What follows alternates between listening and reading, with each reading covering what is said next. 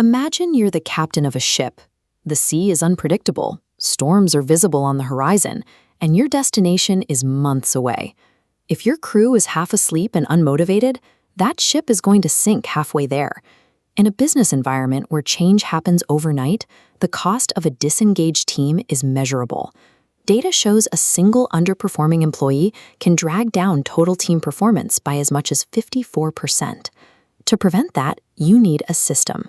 Over the next 6 minutes, we're breaking down a 90-day framework to categorize every staff member and establish the non-negotiable operational baselines your organization needs to survive. Grab a pen and paper, list every one of your direct reports, and prepare to evaluate them with total, brutal honesty. Relying on raw talent alone is a gamble. To build a crew that actually reaches the shore, you have to move past intuition and use a systemized approach to evaluate both commitment and capability. This is your primary diagnostic tool, the Capability Commitment Matrix. Capability on the y-axis measures technical skills, knowledge, and the ability to deliver results. Commitment on the x-axis measures motivation, engagement, and a person's willingness to go the extra mile for the team's goals. Look at your list of names. Rate every person on these 2 dimensions. Now plot those scores. This creates a visual map showing exactly where your talent density sits and where your energy is wasted. Do not soften these scores. This document is highly confidential, and it only provides value if you are honest about the current reality of your team's performance.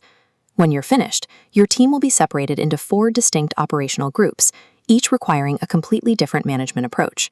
This diagnosis is the essential first step. You cannot begin a meaningful 90-day transformation until you know exactly which type of employee you are dealing with in each quadrant.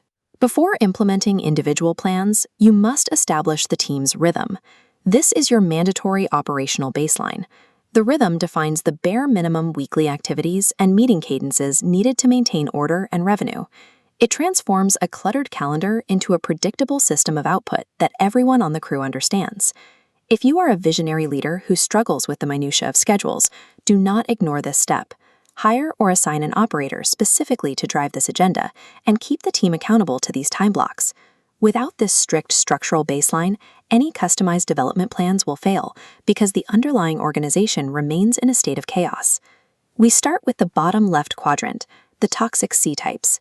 These individuals show low capability and low commitment, often making excuses and resisting feedback. The intervention here is a 30-day performance improvement plan. Document every missed deadline in writing. If there is no significant change by week 7, you must part ways to protect the rest of the team's morale. Now, look at the bottom right, the inexperienced B-types. These people have high commitment but currently lack specific technical skills. Southwest Airlines used this model to maintain profitability for over 40 consecutive years. They hired Colleen Barrett as a secretary with 0 airline experience because of her customer service mindset, eventually developing her into the company's president. For these employees, pair them with A-player mentors and invest in targeted training. Track their progress at 30, 60, and 90 days to ensure their skills are catching up to their attitude. The top left quadrant holds your talented but disengaged B-types. They have the capability to deliver, but have become cynical or flight risks. When Steve Jobs returned to Apple in 1997, he found highly skilled engineers who had grown demoralized.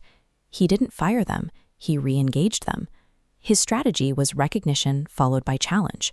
Acknowledge their expertise, then immediately assign them high-stakes projects, like the development of the iMac or the iPhone, to utilize their full potential. Finally, we reach the top right, your A-types. These are the high performers who drive up to 80% of your breakthrough results. Manage them by proactively elevating them, include them in strategic planning, and grant them hiring authority to help build the rest of the team. Amazon identifies these leaders systematically. Andy Jassy rose from a business analyst to the head of AWS and eventually CEO by being consistently elevated into more challenging, high-level roles. Never assume your A players don't need attention just because they are self-sufficient. If they feel their growth has stalled, they will leave for a competitor who offers them a better path. Applying a single blanket management style across all these groups is a leader's biggest mistake. Targeted strategies are required to get the best out of each quadrant. Once the plans are set, you move into the 90-day execution phase, shifting your focus to time optimization. You find hidden capacity in your organization by conducting a regular bandwidth check. In your monthly check-ins, ask a simple question. Does anyone here have extra bandwidth this week? When team members report having 4 or 5 extra hours a week, you've identified the slack in your system. This recovered time can then be reallocated to the high-impact projects your A players are already pushing forward. While pushing for speed is vital, you must balance it with culture. Constant coaching is required to ensure the team is moving fast while still caring for each other. An established rhythm will naturally decay into inefficiency unless you are constantly checking in on the team's capacity and coaching them for speed. By day 90, the transformation is complete. The toxic weight is gone, beginners have gained technical proficiency, your veterans are re-engaged, and your top talent is leading from the front. You've replaced guesswork with a visual capability dashboard and a guaranteed rhythm of output that keeps the ship moving forward. Remember that this is not a one-time fix. People's commitment and capability levels change as their roles and the market evolve. Set a recurring calendar reminder to redraw this matrix every single quarter.